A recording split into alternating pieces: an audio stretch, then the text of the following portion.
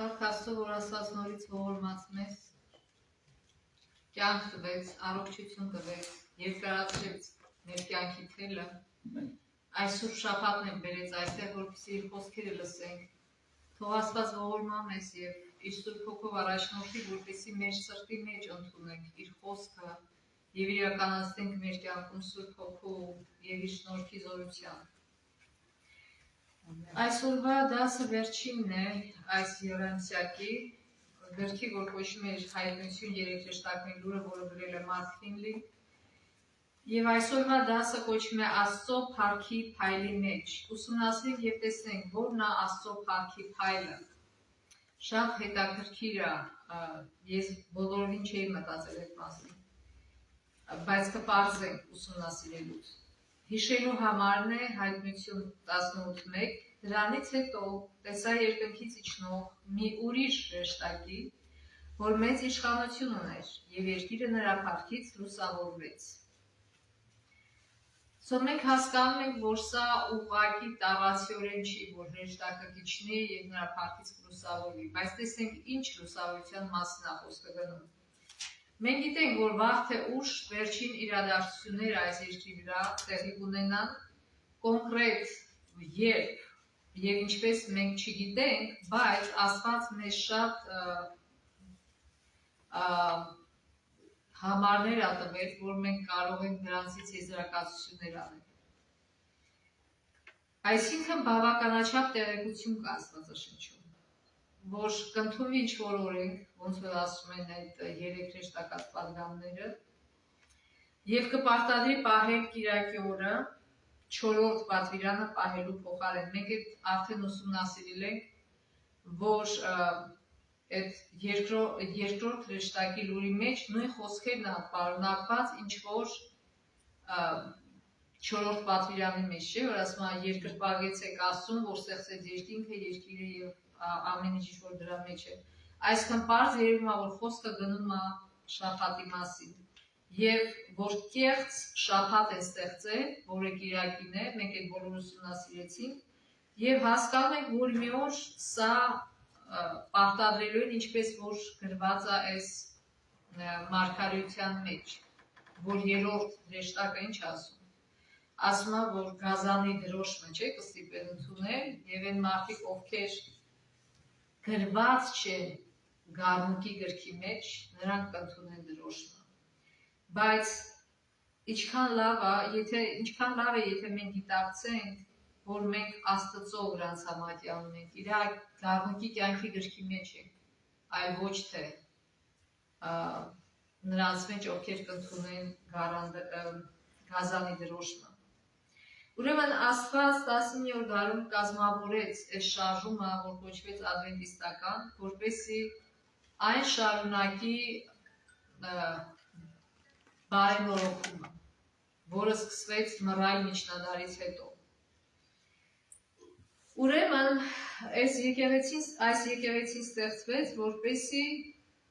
հատուկ լուր աշխարհին քարոզի երեք հրեշտակած պատգամը։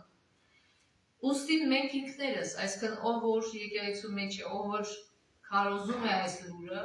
մենք ինքներս պետք է առաջինը արձագանքենք եւ հնազանդվենք այս լուրին։ Այսինքն առաջինը մեզ է ուղղված։ Եվ մեր այս հավիտենական ավետիսի միջոցով մենք պիտի անենք այս գործը եւ դրա հիմքն է Քրիստոսի մահը։ Եվ այդ մահը մեր փրկության հավաստիացումն է։ Կարդանք առաջին Թեսաղոնիկեցիներ 5:1-6 համարը, ով որ բացի, խնդրում եմ կարդացեք։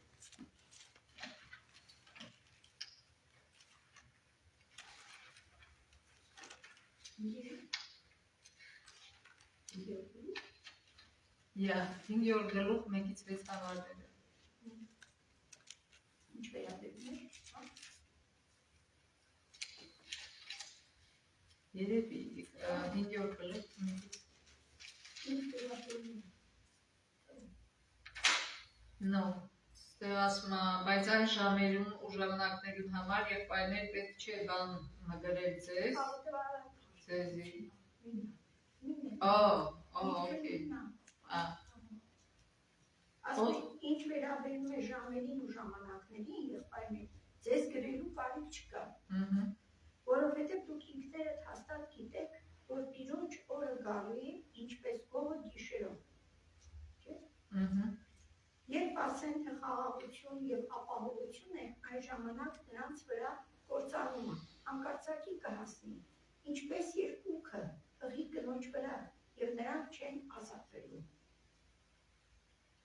Իսկ դուք եղբայրներ խավարի մեջ չեք, որ այդ օրը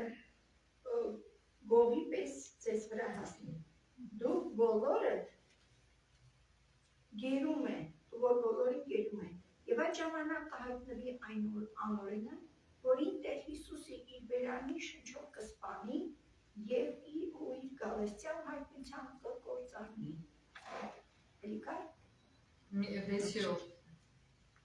Նրա գալուստը սատանայի ներգործությունից է ամեն տեսակ զորության, նշաններով և սուտ հրաշքներով, և ամեն տեսակ անիրավ խաբերություններով, նրանց համար, ովքեր կորստյան մեջ են, փոխանակ ընդունելու ճշմարտության սերը, որպեսզի փրկվեն։ Դրա համար էլ Աստված մոլորության ներգործություն է ուղարկում նրանց, որ սրտին հավատան, որպեսզի դատապարտվեն բոլոր նրանք, ովքեր ճշմարտությանը չհավատացին, բայց անօրենության մեջ հաճույք ստացան։ Ուրեմն շնորհակալություն։ Ուրեմն 6-րդ համարի մեջ ինչ է ասում։ Առաջինը կոչում է Թեսաղոնիկեցիներին լույսի որդիներ, որտեղ իրանք ընդունել են ճշմարտությունը, եւ ասում է խավարի մեջ չեք, որպեսզի այսօրը գողի պես վրա հասնի, այսինքն հանկարծակի։ Մենք չգիտենք գողը երբ է ներխուժում, ուղղակի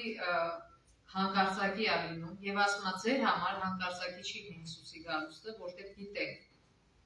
զգուշացված ենք։ Եվ նաև խորհրդատալի 6-րդ համարը ասում է չքնանանք ինչպես ուրիշները, հապա արթուն ու զգաստ ըլլան։ So ինչ նկատի ունի այստեղ Հիսուսը, միթե ինքը այստեղ խրախուսում է, որ մենք երբեք չքնենք, իհարկե ոչ, մենք պետք ունենք քնելու, որպեսզի մեր ուժերը վերականգնենք։ Բայց ինչ նկատի ունի, երբ որ ասում է արթուն կացեք, զգաստ եղեք։ Այսինքն անհոգ չլինենք մենք մեր կյանքի հանդեպ, ուշադիր լինենք մեր կյանքի հանդեպ, թե մենք ինչ ենք անում։ Եվ շատ անգամ այս խոսքերը օգտագործում է աղոթքի հետ միասին, չէ՞։ Այսինքն քիչ է լսելը մենակ, քիչ է մենակ ասելը, մենք պիտի իրոք մեր կյանքում հետևենք դրան։ Սա էլ արթունության մի ձև է, երբ որ հետևում ես, ուրեմն արթուն ես։ Եվ արթուն լինել նշանակում է հոգևորապես աչալուրջ լինել։ Լինել զգաստ նշանակում է լուրջ վերաբերվել այն ժամանակներին, որում մենք ապրում ենք եւ կենտրոնանալ իսկապես կարևոր արժեքների վրա։ Թե չէ, բերանով կարանք ասենք քրիստոնյային, բայց իրական մեր կյանքն է ցույց տալի, թե մենք ինչի վրա ենք կենտրոնացած, մեր ժամանակը ինչի վրա ենք ծախսում։ Եվ Էլեն Ուայթը վկայությունների եկեղեցու համար հատոր 8:28-ում գրում է. Մենք գիտենք ճշմարտությունը եւ պետք է պատրաստվենք նրան, ինչը շուտով վրա է հասնելու աշխարհին, որպես հանկարծահաս անակնկալ։ Այսինքն աշխարհի համար դա անակնկալ կլինի։ Բայց այդ մարդիկ, ովքեր ուսումնասիրում են Աստվածաշունչը, ովքեր գիտեն մարգարեությունները, իրենց համար անակնկալ չի լինի։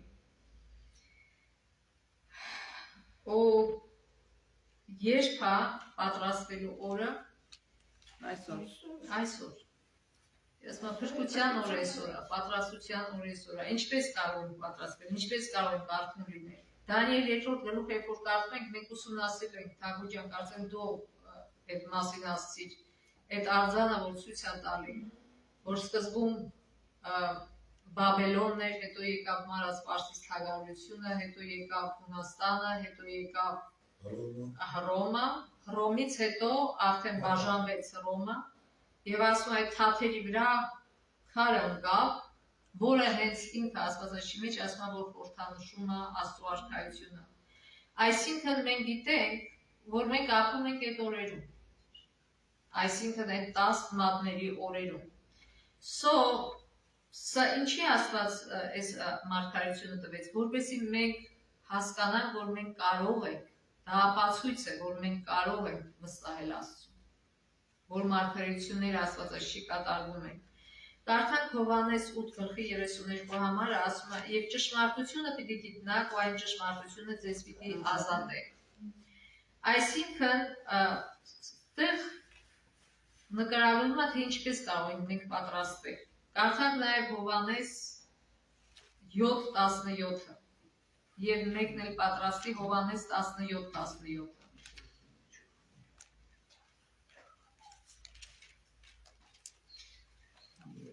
17-ը ես կարդամ։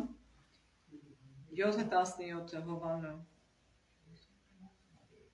Եթե մեկը գուզե անոր կամքը անել, պիտի գիտնա այս վարդաբերության համար, թե արդյոք Աստծո է, թե ես ինքն մեզ կխոսեմ։ Եվ 17:17-ը Դա ժողովրդում դիմում է հրյաներին ու բարեպաշտ մարդկանց, իսկ հրապարակում ամեն օր իրեն հանդիպողներին։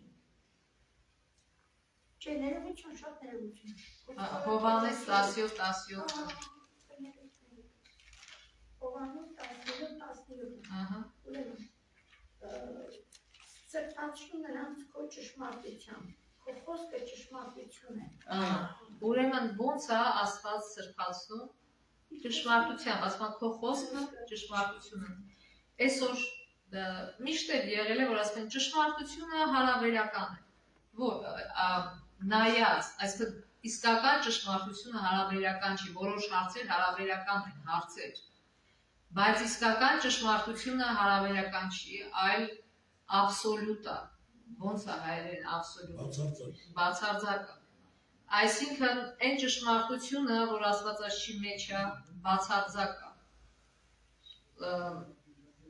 եւ պետք է շատ լուրջ ընդունվի։ Եվ Աստծո վերջին կոչի ժողովրդին ինչ էր, հեռանալ Բաբելոնից։ Մենք ուսումնասիրեցինք ինչ էր այդ Բաբելոնը, այդ Բաբելոնի այդ կնոջ բաժակի մեջ ինչ էր։ Տխսություններ, մոլորություններ։ Եվ ասում է քայլեք հավերժական ճշմարտության լույսի ներքո, որը մենք բացառապես կարող ենք գտնել Աստվածաշնչում։ Ամեն ինչի բանալին Աստվածաշունչն է։ Քանի մարդիկ հավատարիմ են, քանի մարդիկ ուսումնասիրում են, քանի մարդիկ հնազանդվում են, այլ ոչ թե միայն ուսումնասիրում են, ուրեմն վերջին ճգնաժամի պահին իրենք պատրաստված կլինեն, չեն մոլորվի։ Երկրորդ հրեշտակի լուրը մեզ կոչ է անում ընդունել ճշմարտությունը եւ հեռու մնալ սխալից, ընդունել Սուրբ Գիրքը եւ անտեսել ավանդույթը, ականջալու լինել Աստծո խոսքի ուսմունքին եւ հեռանալ կեղծ վարդապետություններից։ Առաջին երկու հրեշտակների լուրի հաջորդող երրորդ հրեշտակի լուրը նախազգուշացնում է ինչի գազանի դրոշմի մասին։ Եվ Աստվածաշյան մարգարեություններում գազանը խորհրդանշում է ինչ, քաղաքական կամ կրոնական իշխանություն, բայց Հայտնություն 13 եւ 17 գլուխների ծովի գազանը ծագում է Հռոմից, որպես երկրպագության համաշխարհային համակարգ եւ ինքը միացած է, այսինքն քաղաքական եւ կրոնական իշխանության միասնություն է։ Եվ ինչ է անում, իր իշխանությունը տարածում է, իր ազդեցությունը ողջ աշխարհի վրա եւ առաջնորդելու է կրոնական եւ պետական համակարգերը միավորելու շարժումը։ Ինչ է նրա նպատակը, այսինքն նրա նպատակը ինչ է լինելու իրանց բարելու, տնտեսական անկայունության, բնական աղետների, սոցիալական ցնցումների, միջազգային քաղաքական ճգնաժամի եւ գլոբալ հակամարտությունների ժամանակ հասնել համաշխարհային միասնության։ Իրանք կարծում են, թե այս ամեն ինչը կվերանա, երբ որ քաղաքական եւ կրոնական միապետությունը լինի։ Այսինքն հիմա ոստիկանությունը Ամերիկայի Միացյալ Նահանգների սահմանադրության մեջ կա խղճի ազատություն, չէ՞։ Այսինքն ոստիկանությունը, որ իրագործում է օրենքները, ինքը չի կարող մարդուն ստիպել, պահանջել, որ ասել, չէ, դու պիտի գնաս այս եկեղեցին, կամ դու պիտի գնաս այն եկեղեցին, կամ դու պիտի հոգևոր հարցերում իրավունք չունի բռնադատել մարդուն։ Բայց ցավոք Աստվածաշունչը մարգարեանում է, որ գալու է մի պահ, որ այդ բռնադատությունը տեղի ունենա։ Այսինքն մարդկանց ստիպելու է, որտեղ քաղաքական եւ կրոնական ուժերը միավորվելու է, որտեղ կրոնական ուժը տեսնելու է, որ ինքը իր ուժով չի կարողանում անել, եւ խնդրելու է, որ քաղաքական ուժը իրեն օգնի իրագործելու այդ բռնադատումը։ Դա արդեն եղել է սովետական միության ժամանակ, մենք գիտենք ինչ հալածանքների ենթարկում հավատացյալ մարդիկ։ Եվ բայց ոչ մեկ չի պատկերացնում, որ դա կարող է լինել Միացյալ Նահանգներում, բայց Աստվածաշունչը մարգարեանում է այդ մասին։ Եվ հենց ինքը Միացյալ Նահանգները ի վերջո կդառնա այս համաշխարհային համադաշնության առաջնորդը։ Էլեն Ուայթի մեծ պայքար H578-ում գրված է. երկու մեծ կեղծիքի, հոգու անմահության և կիրակի օրվա սրբության միջոցով սատանան մոլորեցնելու է ողջ աշխարհը։ Մինչ առաջինը հիմք է դնում ոգեհարցության համար, երկրորդը մտերմացնում է Հռոմի հետ։ Միացյալ Նահանգների բողոքականները առաջինն են ձեռք մեկնելու անդունդի վրայով ոգեհարցության ձեռքը բռնելու համար, հետո անցնելով վիհի վրայից սեղմելու են հռոմեական իշխանության ձեռքը եւ այսինքն կրոնական նկատի ունի։ Եվ այս երակի միության ազդեցության տակ Ամերիկան գնալու է Հռոմի հետքերով ոտնահարելու խղճի ազատությունը։ Տեսեք, այս երկու մեծ կեղծիկը, հոգու անմահությունը, որ հենց առաջինից մենք այդ մասին խոսեցինք, բայց կրկնեմ, որ առաջինը Եվային խաբեց, ասեց չեք մեռնի։ Աստված, այսինքն Աստծուն ստախոս անեց, Աստված ասեց կմեռնեք, Սատանան ասեց չեք մեռնի։ Հիմա էլ տարբեր դոկտրինաների ուսմունքների միջոցով նույն լուրը տարածում է, տարբեր ձևերով։ Մեկը ասում է ով էլ մեռնի, չար լինի, բարի լինի, գնում է դրա։ Մեկը ասում է չէ, բարիները գնալու են, այսինքն ոչ թե իրանք, այլ իրանց հոգիները այսպես կոչեցյալ։ Եվ գնալու են մեկը, չարերը գնալու են դժոխք, իբր թե դժոխք կա, այսինքն որտեղ հավիտենական կրակ կա վարվում, այսինքն կրակը հավիտյան է վարվում եւ իրանք էլ հավիտենական վարվելու են,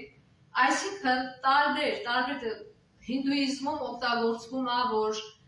այդպես բան չկա հինդուիզմում, կա որ հոգիդ մի բանից ելնում է, մյուսի մեջ է մտնում, նրանից ելնում, մյուս, այսինքն չի մեռնում հոգին, իբր թե անմահ, խոզից ելնում, սրա մեջ է մտնում, նրանից մեռնում է։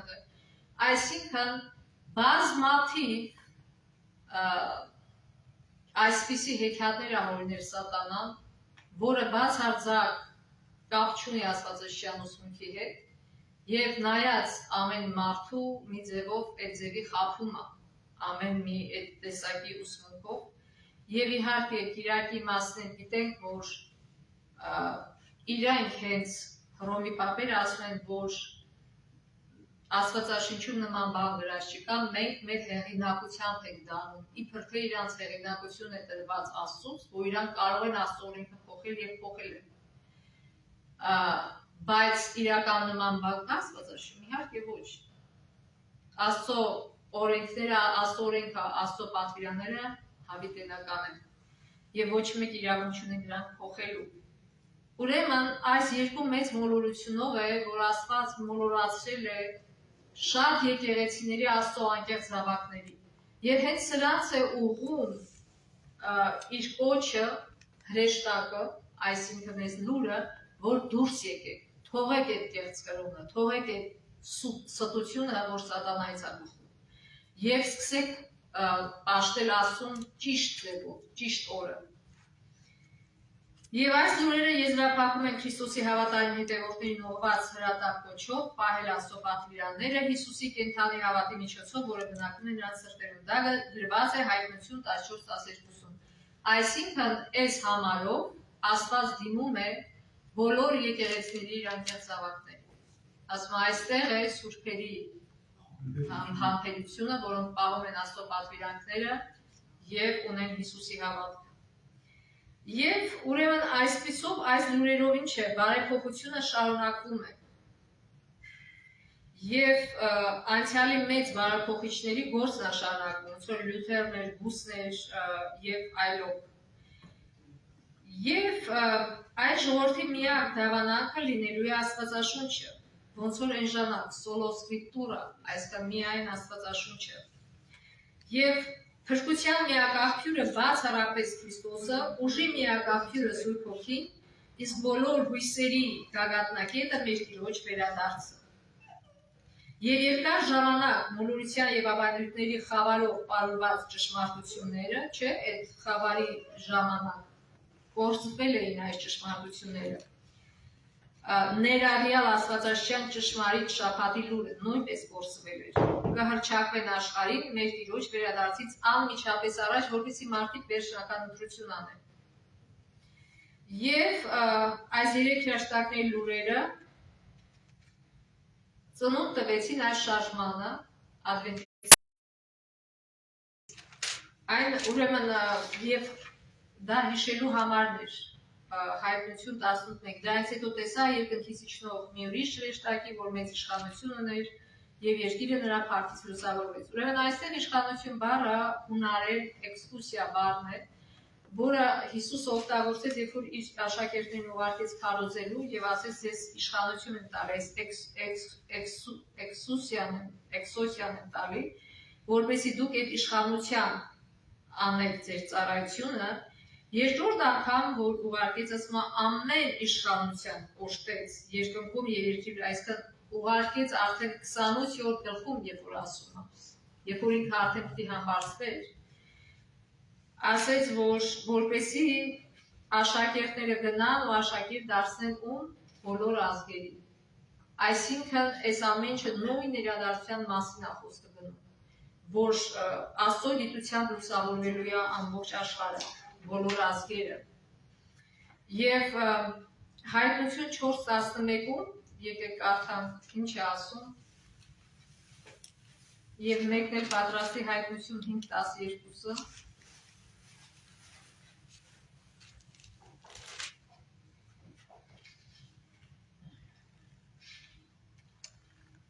Այլ 4:11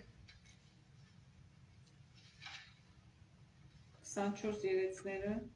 աթորին արժև կինան եւ բավարարությունն համիտասան կենթան յուղին իրենց պսակները աթորին արժև գծկեն զով արժանի էստեր փառք ու պատիվ ու զորություն առնելու բազի ամեն բան ստեղծեցիր եւ ու կամքով եղան ու ստեղծվեցան։ Այո, հայտնություն 4:11 եւ հայտնություն 5:12-ը Անոնք բարձրացան լսային արդ մորտված կանոնք արժանի է ընդունելու զորություն, հարստություն, իմաստություն, ուժ, բադի, պարկ եւ օրհնություն։ Շնորհակալություն։ Եվ հայտնություն 11 ասում է. «Անգե երբը շատ բազմության մեծ ձայն լսեցի երկնքեն, ասելով. Ալելույա, փրկություն ու փառք ու պատիվ եւ զորություն մեր Աստծոյ»։ Այսինքն, այս տիեզերքում ծագած բարի եւ չարու միջև պայքարը պատտվում է ինչի շուրջ, վերաբերում է ինչին, Աստծո պատվին ու համբավին։ Ինչ արեց, սատանան մեղադրեց Աստծուն, ասեց, որ Աստված բռնակալ է, եւ հայտարարեց, որ Աստված անարդար է եւ պահանջում է երկրպագություն, բայց փոխարենը շատ քիչ բան է տալիս։ Եվ նաեւ ինչ հայտարարեց, որ Աստծո օրենքը սահմանափակում է մեր ազատությունը եւ ուրախությունը։ Աստված պատասխանեց այս մեղադրանքներին, ինչ ձևով պատասխանեց։ Խաչի վրա ինքն այրեց։ Հիսուսի կյանքը մահը եւ հարությունը հերքեցին այս մեղադրանքները։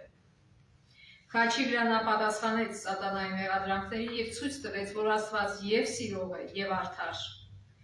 Եվ հմայված նրա սիրով, մտահոգված նրա պատվի համար, նրա վերջին ժամանակի ժողովուրդը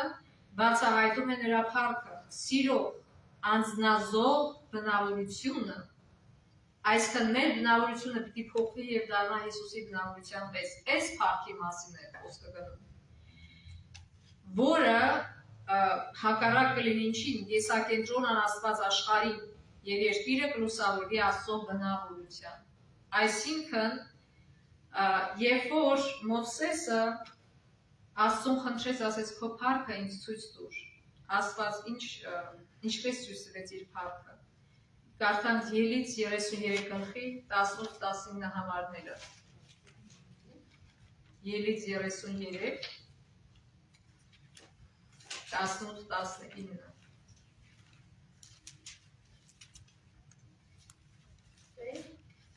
Մովսեսն ասաց, աղաչում եմ, ցույց տուր ինձ քո փառքը։ Տերն ասաց, ես իմ ամբողջ բարությունը կանչտացնեմ քո առջևից, եւ Տիրոջ անունը կկանչեմ։ Քո առաջը կողորմեմ եւ ու գթալվեմ կգթամ։ Տեսեք, ո՞րն է Աստծո փառքը։ Իր բնավորությունը, իր բարությունը, իր սերը, սա է Աստծո փառքը։ Եվ երբ որ ասում է, այս հզոր հեշտակը եկավ եւ լուսավորվեց, ոչ թե բառացի, այլ նշանակում է հենց այս, որ Աստծո նրանք, ովքեր հետևում են Հիսուսին, Գառնուկին, իր բնավորությունը կստանան եւ մարդիկ տեսնելով սա դարձի կգան։ Այսինքն երկիրը կլուսավորվի Աստծո փառքով, երբ մենք, այսինքն Աստծո հետևորդները լցվենք Աստծո սիրով եւ մեր բնավորությունները փոխվեն փրկագնով սիրո ազդեցության ներքո։ Մեր կյանքում նրա սիրո դրսևորումը ինչ է ցույց տալի ամբողջ աշխարհին։ Նրա փառքը, նրա բնավորությունը։ Ահա այդ վերջին լուրը, որը կրում են երեք հրեշտակները եւ որը հռչակվելու է հոգեվոր խավարում պարուրված աշխարհին։ Վախեցեք Աստծո, փառք տվեք նրան։ Մի ուրիշ տեղ էլ ասում է, չէ՞, ոնց որ լուսավորներ կլինեն խավարի մեջ։ Այսինքն ինչպես պիտի լուսավորեն իրանց բնավորությամբ։ Մենակ ասելով չի, մենակ քարոզելով չի, մեր բնավորությունը պիտի փոխվի։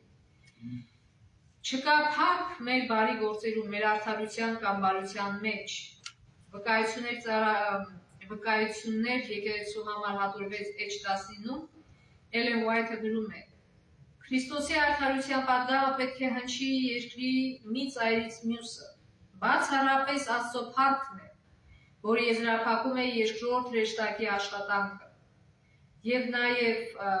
վկայություններ ծառայողների եւ ավետարանի գործիչների համար H456-ում նա գրում է. Ինչ է հավատով արդարացումը։ Դա Աստծո գործն է, որը փոշիացնում է մարդու փառքը եւ մարդու համար անում այն, ինչը նա ինքնուրույն անել երբեք իզորու չէ։ Մենք կարող ենք ցանկանալ, բայց մենք երբեք իզորու չենք սրբանալ, սուրբ լինել, սիրով լցվել, երբեք, դա միայն Աստված կարող է անել իր շնորհքով։ Եվ մենք արդեն իմացանք, որ հայտնությունը, երբ որ ուսումնասիրեցինք, լցված է բազմաթիվ աստվածաշյան խորհրդանիշներով, օրինակ վիշապը, չէ՞, կամ Էգտինը, որ նստած էր գազանի վրա, կամ երկնքում թռչող հրեշտակները, բայց կա մի շատ կարևոր, ամենակարևոր խորհրդանիշը Սուրբ Գրքի մեջ, եւ ո՞րն է այդ խորհրդանիշը։ Մորթված գառը։ Այո, մորթված գառնուկը։ Կարդանք Հայտնություն 5-6 համարը, 8 համարը եւ 12-րդ համարը, եւ մեկն էլ կարդա Հայտնություն գրքի 7-17-ը։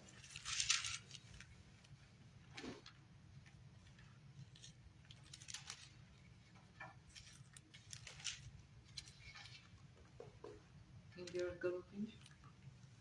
6, 8, 12։ Տեսա թե աթոռին 4 կենթանի մեջտեղ եւ երեսներու մեջտեղ կայնած գառնուկ մկար, որպես թե մորթված,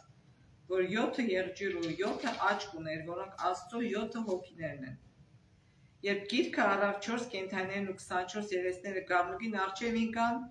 եւ ամեն տան քնարներ ունեին ու ոսկի խնկամաններ խումբով լեցուն։ Եվ 12 7-ի 17-ը, Հայտնություն 7-17, եթե մեկը բացել է։ Որովհետև գառը, որ գահի մեջտեղում են, կողովի նրանց ու կառաջնորդի դեպի կենաց ջրի աղբյուրները, եւ Աստված կսրբի ամեն արտասուք նրանց աչքերից։ Ամեն։ Եվ Հայտնություն 14-1 ասում է. տեսա, որ գառնուկը կայներ էր Սիոնի լեռանը վրա, ու անոր հետ 144,000-ը, որոնք ունեին անոր անունը եւ անոր հոր անունը իրենց ճակատներու վրա գրված։ Եւ շատ sense համարներ կա, անմորթված գառնուկը արժանի է զորություն ու հարստություն եւ իմաստություն ու կարողություն եւ փառք ու պատիվ եւ օրհնություն առնելու 7 տեսակ։ Այո։ Եվ Հավիդյանը Սավիդյանից։ Եվ ինչպես գրված է Հայտնության առաջին տողերում, սա Հիսուս Քրիստոսի հայտնությունն է։ ոչ թե ուղղակի գարան, այլ մորթված գարան, այսինքն խաչված Հիսուս Քրիստոսի։ Հենց սա է կենտրոնը ամբողջ Աստվածաշնչի, Հայտնություն գրքի եւ 3 հրեշտակների լուրերի սիրտն ու հոգին։ Մենք չենք կարող հավատարիմ լինել մեր կոչմանը, չենք կարող անել այն աշխատանքը, որի համար Աստված ստեղծել է այս եկեղեցին, եթե մեր լուրի կենտրոնում չլինի մորթված գառը, խաչված Հիսուսը, ով զոհվեց մեր մեղքերի համար։ Անխել Մանուել Ռոդրիգեսը տիեզերական կոնֆլիկտի եզրափակումը 3 հրեշտակների լուրի դերը էջ 70-ը գրում է. Մենք պետք է գիտակցաբար մորթված գառին դարձնենք մեր դավանաբանության եւ առաքելության կենտրոնը։ Մեր յուրաքանչյուր քարոզի, յուրաքանչյուր հոդվածի, յուրաքանչյուր աղոթքի, յուրաքանչյուր երգի, Աստվածաշնչի յուրաքանչյուր ուսումնասիրության եւ մեր արած ամեն ինչի հիմքը։ Թող խաչի վրա գարան բացահայտած սերը փոխի մեր վերաբերմունքը միմյանց հանդեպ եւ մղի մեզ հոգ տանել աշխարհի մասին։ Այսինքն ինչը կփոխի մեր բնավորությունը, ինչը կստիպի մեզ սիրել միմյանց եւ հոգ տանել միմյանց մասին։ Խաչի վրա գարան բացահայտած սերը։ Այսինքն եթե Հիսուսը սիրում է մեզ, մենք էլ իրար կսիրենք։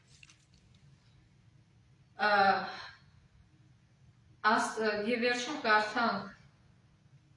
մեծ պայքարից էջ 612 Աստծո ծառաները լուսավորված եւ սուրբ նվիրումից փայլող դեմքերով կշտապեն տեղից տեղ հռչակելու երկնային լուրը։ Հազարավոր ձայներ ամբողջ երկրով մեկ կազդարարեն նախազգուշացումը։ Կկատարվեն հրաշքներ, հիվանդները կբժշկվեն եւ նշաններ ու հրաշքներ կուղեկցեն հավատացյալներին։ Բայց Սատանան նույնպես կգործի իր կեղծ հրաշքներով եւ նույնիսկ երկնքից կրակ իջեցնի երկրի վրա մարդկանց առաջ։